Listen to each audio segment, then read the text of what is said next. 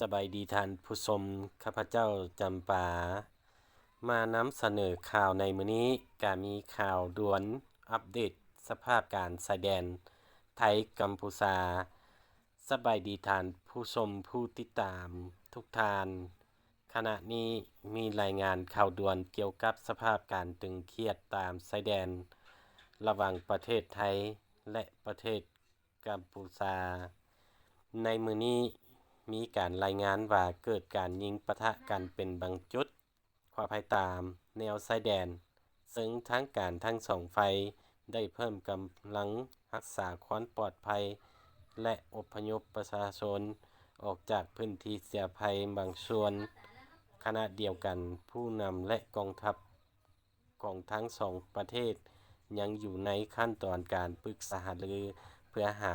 ทางลดความตึงเครียด